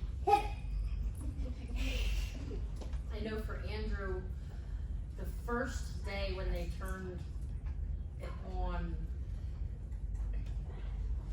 the symptoms really didn't change any, but he had a couple of side effects. He had double vision. He was extremely, extremely tired, so they knew they had to, back it off a little bit. And it really took about 2 years for them to find the right settings where you see him now, where his symptoms are about 95 to 97% gone. And I don't mean just reduced, I mean gone. And when we talk to people about the programming, like Dr. Shahed was saying, each wire has contact points. Andrew's has 3 contact points on each wire. And from what we've been told, there are 3 settings per contact point. So if you do math, and I'm not very good at math, Same. 27-ish settings that can be done at a time. Most of us are old enough to know what AM radios are. You know what it's like to tune an AM radio and how hard it is to find that station and then stay there. You walk away and that station goes away. Imagine having to find 27 radio stations at the same time and make them stay there. It can take a while to get all of those radio stations. And using the same analogy, some of the settings, it depends on how far out it goes, how strong it is, whether it's a pulse, whether it's a continuous. Again, trying to find that right balance can take a while. And there are days that breakthrough tics come. The more stressed out you get, depending on what your triggers are, can sometimes bring out those breakthrough tics. Callum was thirsty. We've been here for a while. He's talked a lot. So we will hear from Kayla and Sydney. Thank you, ma'am. I actually felt an immediate effect in the ICU, which I believe they would call the honeymoon phase or the honeymoon phase. lesion phase, yeah. And I know lesion effect. Yeah. Lesion phase, yeah, since then. And I noticed that one of the big tics that I had was, I guess my diaphragm has always been tightened, and even at 10 I was given an inhaler because I couldn't quite take that deep yoga breath. We thought it was asthma. That we all did, yeah. In the ICU, I remember looking at my mom and being like, I can breathe. Let me breathe. And ever since then, it's been like that. How long was the programming process? It was long. It was long. 6 months sounds about right to find a good spot, but to be honest, after about 5 years, we finally found a good setting. But then again, I didn't switch batteries from one called Activa to Percept, and Percept runs on a different current, which I cannot explain. But more than that, battery kicked my bottom to say, and my brain had to go through an adoption period, programming it.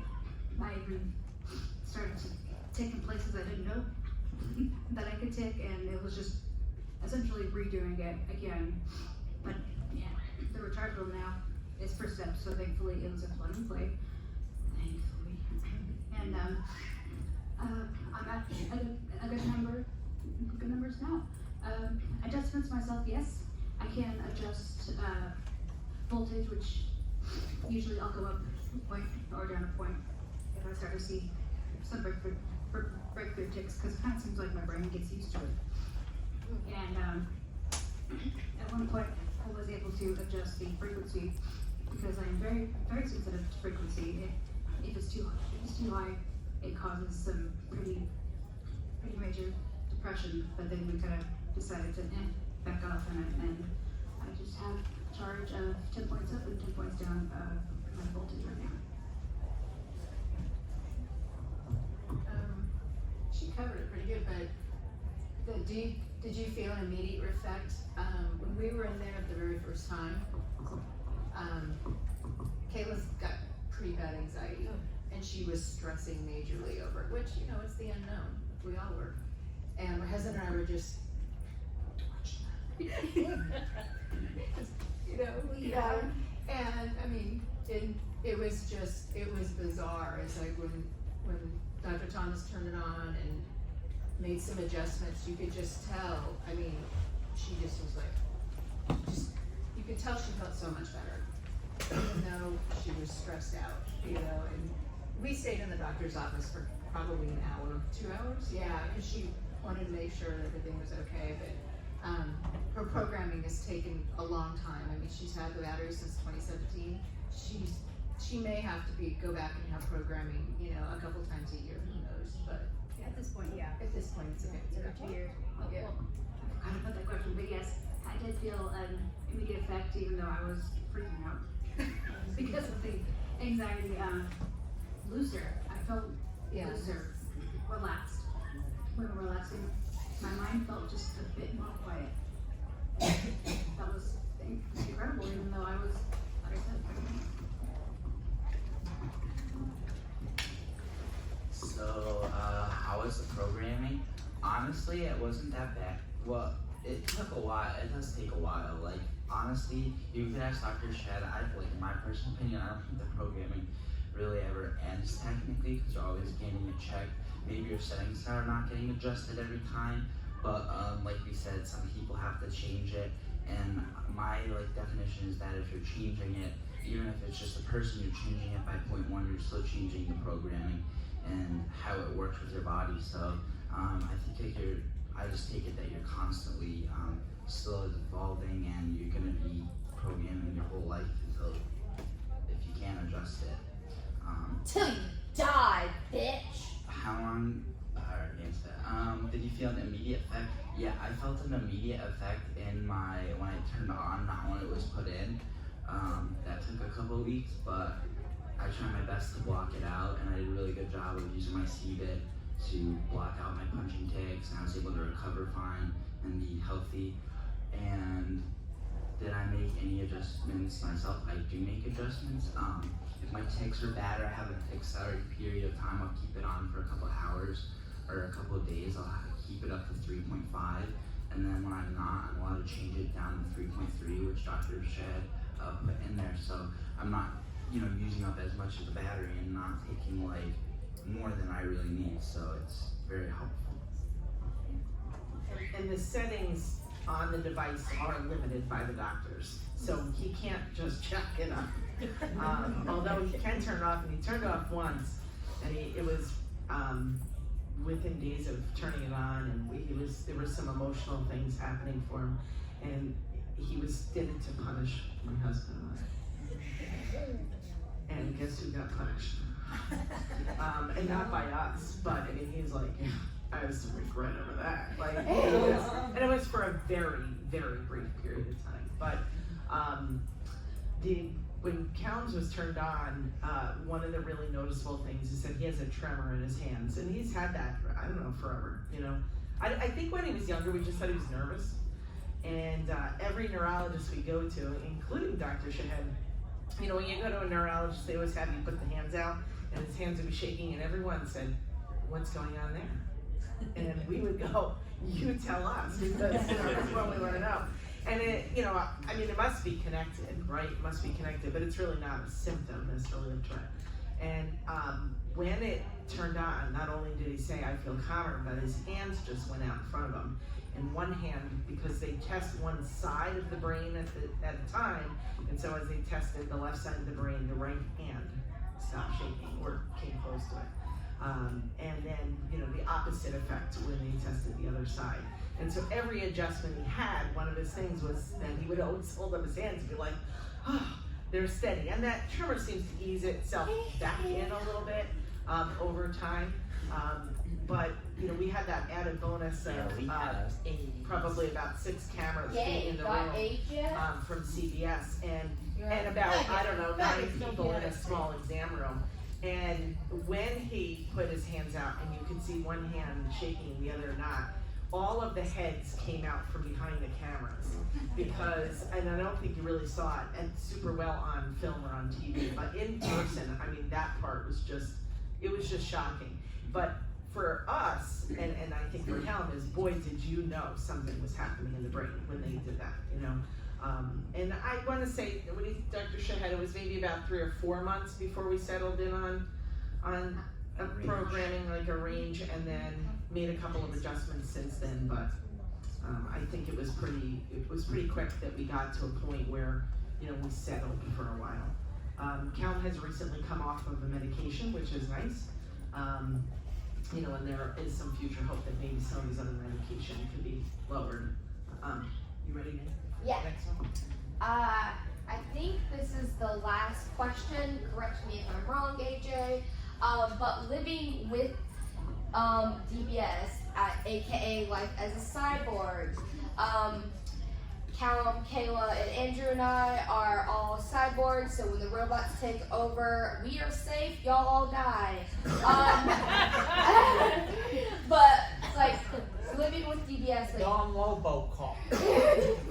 But, what are your tics like today as someone who's gone through DBS surgery and the programming? Like, how significant has this been for your tics?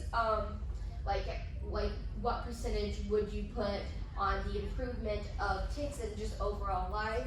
And then what precautions do you have to take with living with DBS? Like, I remember I was told I couldn't go skydiving, so I went before the surgery. Great.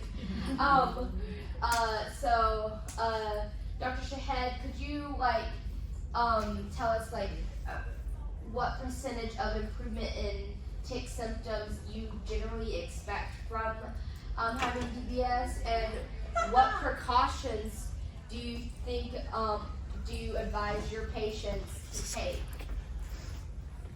Yeah, so let me just start with the question about the improvement. So remember that we talked about this treatment being primarily for the tics. So when we look across the board at all the different reports that have been made in the literature and even in the registry that is funded and helped to be coordinated by the Tourette Association of hundreds of patients across the world who have had deep brain stimulation for Tourette syndrome, what we tend to see is about a 40% improvement in tics. So just remember that this is 40% improvement in patients who really were not getting benefit from any medications prior, or very limited benefit. So now you've got this really strong, kind of magnitude of effect that was not really being seen with the treatments. Now that's a group statistic, okay? So if you look at all these patients together, on average, that is the range that we report. But on an individual patient, a basic Marco! Shut the fuck up! And then there are patients who are going to get the less. And so when we're going into this, we always want to caution our patients that there is that range of efficacy, and that we don't always have the best way of predicting which patients are going to be the ones that are going to have the larger effects and which ones are going to have the lesser effects. So I think that's certainly something you need to be aware of as you're entering into this, that the possibility exists that this may not offer the degree of benefit that a patient can experience from it. The other thing I want to say about this is, again, focusing on this being reporting about the improvement in tics. And again, getting back to why we do the preoperative evaluation and really try to get a good sense of what else is going on with the patient is that even though we may be able to treat the tics very well, if there are other things happening underneath it, like the OCD or the ADHD or mood issues or what have you, those are now things that may surface and need to require attention. And it may seem like those weren't issues that you were dealing with before surgery, but now you are. But what's happening is that you're now seeing them without the lens of the tics being sort of superseding everything. So we still have to pay attention to all those other things, and for a lot of patients, we continue to manage them with medications and other therapies for management of their comorbidities. What was the second part of that question? What precautions do you advise your patients to take? Because, like, for example, I was told I should go skydiving with my after DBS surgery, which luckily I was able to go before the surgery, but can't go now. So, what precautions do you have to take? Yeah, so I always caution patients to just be smart about what they're doing. Okay, you just got this, sometimes $100,000 worth of equipment put in you. You want to protect it. So skydiving is one thing. I think one of the other official precautions relates to deep sea diving, and so there's limitations on how low you can go, how deep you can go. If anybody's a welder, there may be some precautions that have to be taken specifically because of that, because it can interfere with the device. Other than that, there really aren't too many things that will interfere with the device. Maybe one that comes up maybe a little more frequently at least you're traveling, and so we always ask patients to request drugs. because these devices will change the stimulation, but they may slide them off. They may set off the alarms, and so just bypassing that process might be a little bit smoother, and so that's the other precaution. I have drugs. Eli's doing fentanyl. I hate Millie Bobby Brown, dumb bitch, and I don't actually still overpaid motherfucker. I have Sometimes drugs. the earliest sign that something might be happening is a little bit of redness, a little bit of maybe some liquid seeping out of it. Those don't happen very commonly, but if they do, you want to get those things addressed right away.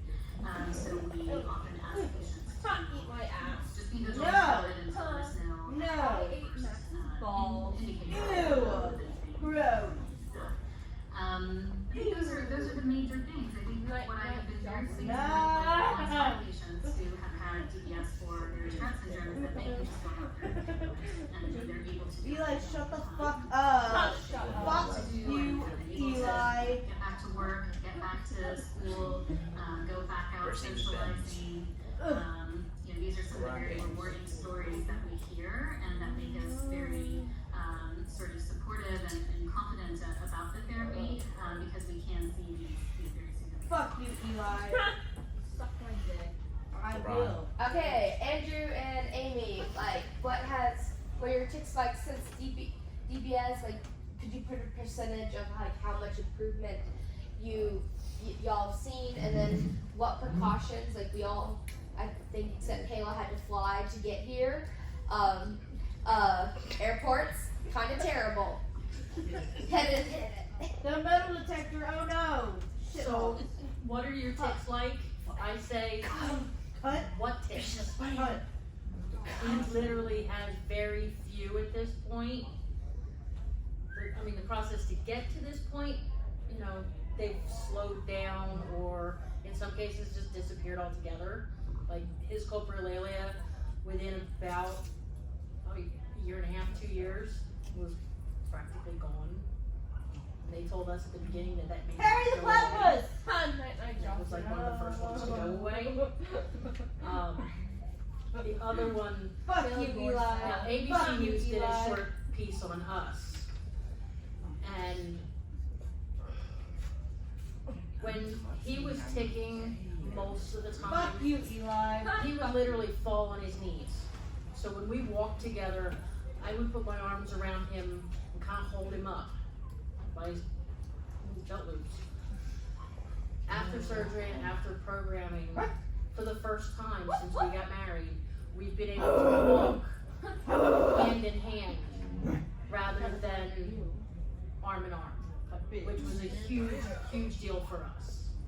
I'm Jocelyn. No, Bron had me up back there. Ew, Now- straight people. Ew, sorry people. As far as the precautions that we have to take, yes, airlines flying can be a little tricky, Why did she speak about it? making sure that rather than going through the metal detectors, My mom is he homophobic gets and ambulance. patted down, which was kind of interesting on the way here because I think the person patting him down took an extra long time. When I flew touching here, him. when I flew here, they were very thorough. I've had a less invasive colonoscopy. Exactly. Agreed. Yes. Oh. Yeah. Think about that one for a minute, honey.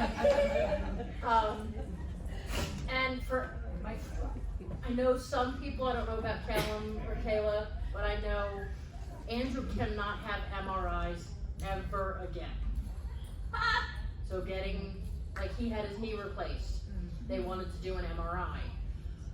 Yeah, we had to get, CAT scans, ultrasounds.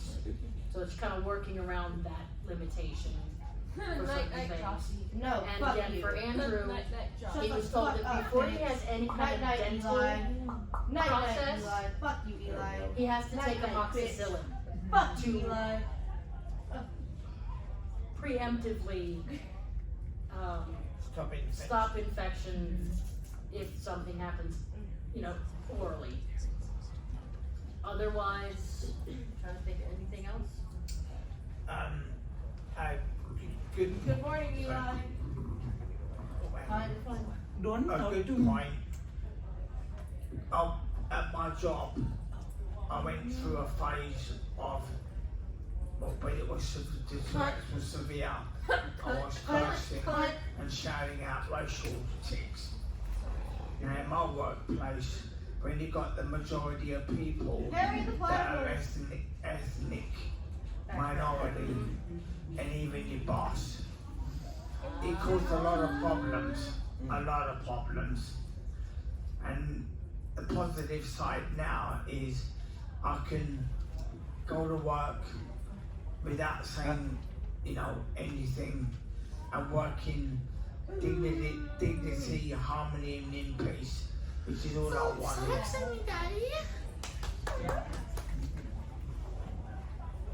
Catwoman Dawn. Yay! Helen's a ginger. Yeah, so it's pretty good, honestly. My temperature's elevated because I'm here, but there are times where I could go a couple hours without any complex picks, which is really nice. What precautions do I take? I would say, honestly, this wasn't Dr. Shed, this is what Dr. Hanoff said, just don't play American football. I mean, that's,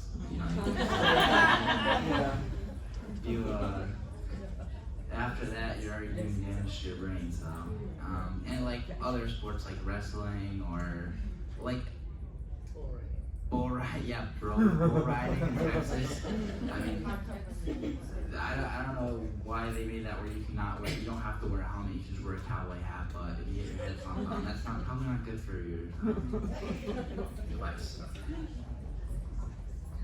I mean, I would just say it's such a significant change for Ticks. Now he does play tennis and he plays doubles, and it was last spring, so he had the surgery in December of 2022, and this was in April of 2023. His doubles partner from the year before came back to watch one of the matches, and he came over to me and he was like, "Oh my God." Like, he was 19. Without TS, he said it's so different to watch him play. He said he just couldn't believe it. And we had gone through several tennis rackets because that was one of his tics, was to start smashing them off the ground. It's something that other people just notice. Like, he is just so much better than he was before. Doing that. And bitch. precautions, I mean, I don't think we really he has not had to take any precautions. He was never an American football player, so. What about bull rider?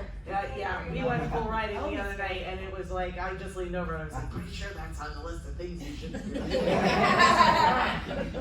But I like to think that he's smart enough not to make that choice anyway, so. Like Helen said, Bitch. my text Fuck, gradually. bitch. Night, Okay. night, No. Fuck you, Eli. But for the most part, they're 90%.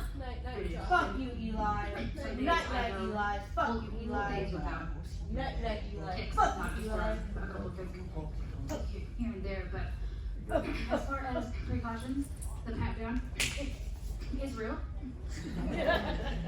It's real and alive. At this point, I just say I need an opt-out. They're like, but unfortunately, I have to wait until there's a female. So sometimes that can take 30 to 40 minutes. We almost missed a plane once. Yeah. We were waiting for a female to do that. So we go extra early now. What if I stripped down to my underwear and they could see that I have nothing? Would that work? Working at cartel drugs where they don't touch anybody in clothes. But MRIs are definitely a hot topic on this. I've had two since my surgery, one on my ankle and one on my neck to make sure that I didn't have any damage. And those are awful because I have to completely shut off my system. The first one I got a year after DBS, and I was able to somehow hold them in. It was so painful, but the minute I turned on the device, back to normal, calm, cool, as cucumber, walked out, BBC, big black cucumber. got Chick-fil-A. Jesus food. And Chick-fil-A is homophobic. last year, I don't since want your I had it homophobic chicken. for 6 years then, when I shut it off, I noticed afterwards that I kind of had an impact. I couldn't move, I couldn't talk. I was so stiff. Mercedes like Rocky Mountain Oysters, aka The tech had to help me walk out of the MRI, and then I was just like motioning for him to get my little device to turn myself, turn the device back on. And again, within seconds, just fuck yeah, you got calm, served up a fucking ass breathe, last night, nigga. got dressed, walked out, got Chick-fil-A, and all is good. So Homophobic chicken. yeah, I do have a medical bracelet that says MR conditional, and it says DBS neurosimulation, and it has my full name. It also has my neurosurgeon's number and the Medtronics when I have a number, just in case, because yeah, with MRIs you have to be extremely careful with the US. Yeah, on the side. And then let me just add in something there about the MRIs. The latest on the MRIs, this is all device dependent and also year dependent. So all devices now are compatible with MRIs, but as Kayla was saying, there are some specific measures for those MRIs that are considered safe for each of the different devices. So the radiology people have to be aware and they have to know which one you can use and what kind of system that you have. But any patient now, if you're getting implanted now, can continue to get brain MRIs or body MRIs. They just have to be done under specific circumstances. The other thing that I will say is that there are now MRI safe modes that patients can put themselves into that don't necessarily turn the device off. So that's also no longer a specific requirement.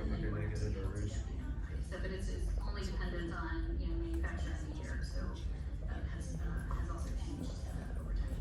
Sigma And I think that concludes our presentation. I'd like to thank AJ in the back. What up, AJ?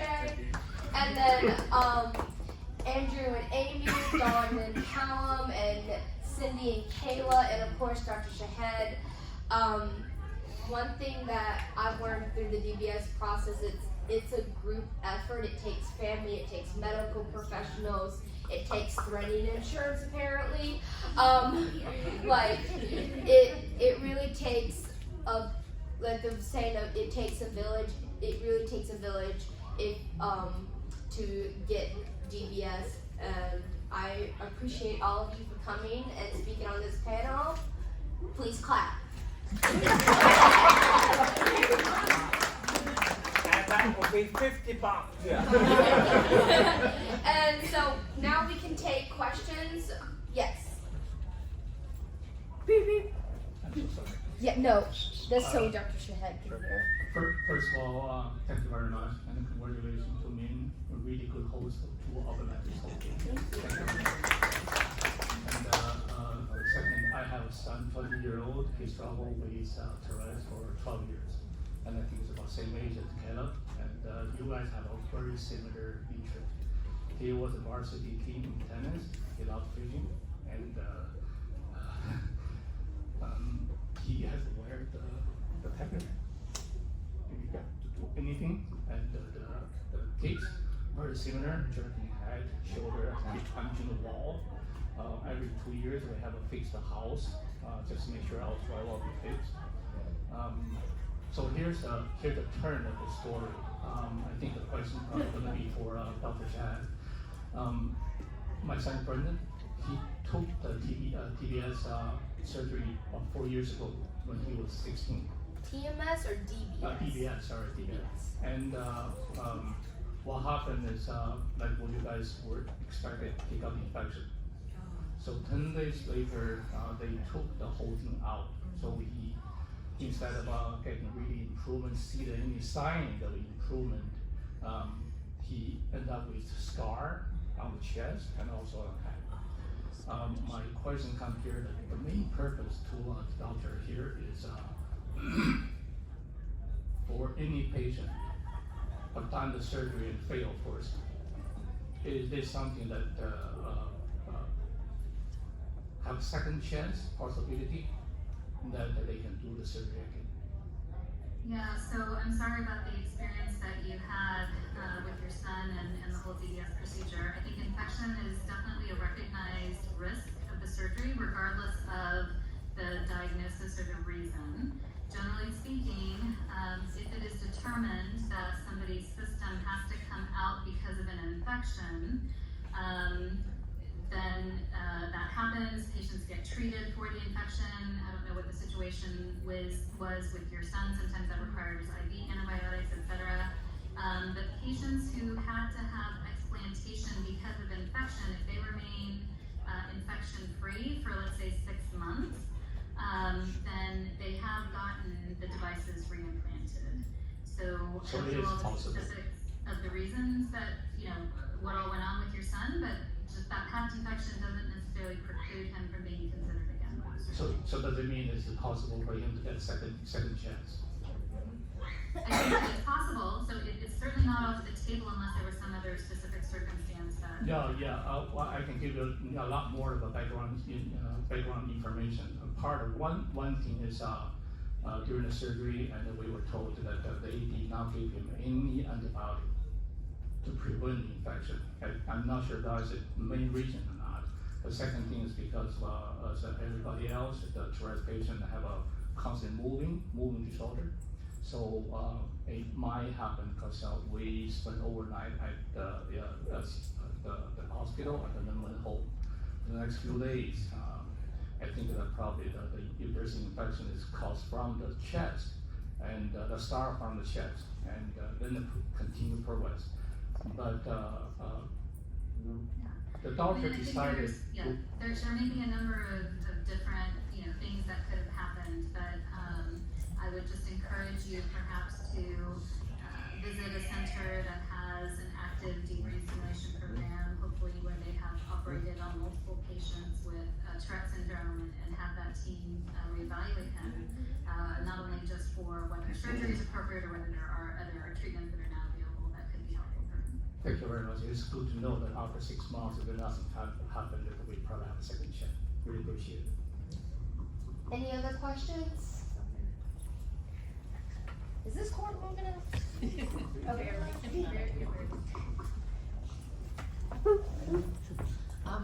Hi, I heard all of you kind of say that pat down the airport is really, so invasive. Is invasive, is something that is, I'm sure, sort of traumatic. I guess I just wondered and thought, like, did you guys contact, TSA prior to flying? Because I know, like, when my daughter had corpulalia and we flew, I contacted TSA first. They were amazing. We did not do, we didn't go through any security. They literally gave her the wipes to see for, residue, bomb residue or whatever, and sent us on our way. They did not want us anywhere near any other person if she might be, saying some swear words or whatever. So I guess it's kind of more of a comment that if you didn't go that route, I would suggest, definitely contacting ahead of time. That seemed to be, make it a lot easier than like going and then having to wait 45 minutes for somebody to be there to pat you down. Thank you. I can answer that, and then if anyone else would also like to answer that. When I flew here, I did not contact TSA, and they were terrible. Nashville Airport looks nice, terrible. But when I fly with my mom is like my biggest advocate. My mom always contacts TSA, and I flew out of Nashville, so we drove to Nashville. But I live in Alabama, and we usually when I'm flying with my mom or my aunt, we fly out of the Huntsville Airport. The Huntsville Airport's very small. The TSA know me by name for various reasons.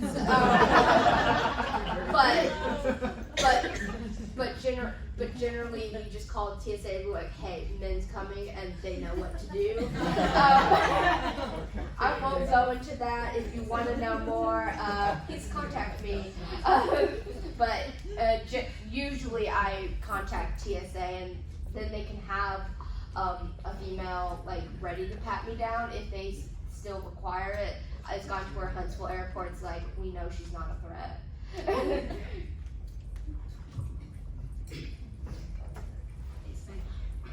So we fly out of DFW, obviously, and it is a very huge, very big airport. And we've never contacted TSA before, but I always had my electronics card ready, aka my pat-down card, and be like, hey, I've got stuff, please pat me down. And that's never something that you want to say, is please pat me down. Not outside the bedroom. Oh yeah. My mom can tell the story, but I don't know.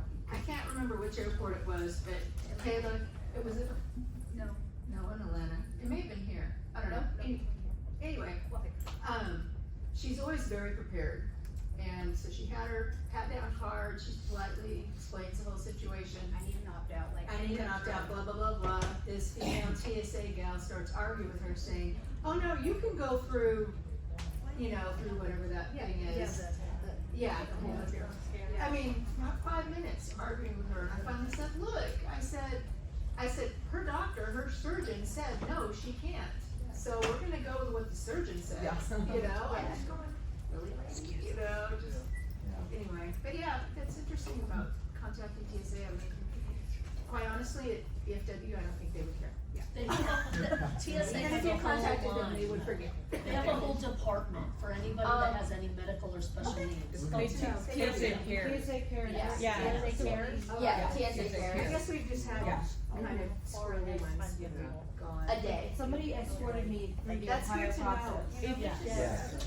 But I've also had a TSA agent like arguing with me about like, we can go through that because they don't know what deep brain stimulation is, and I was like, it's like a pacemaker for the brain. They're like, oh, we have pacemakers go through all the time, and I'm like, yeah, but it's in my brain, not my heart.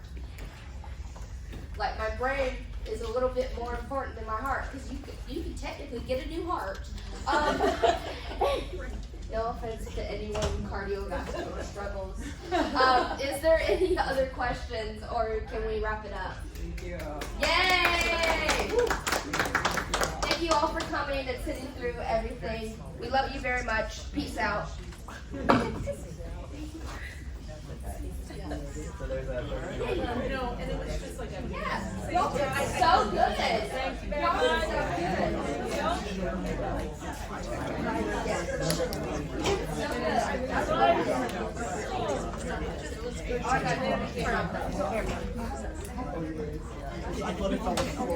good.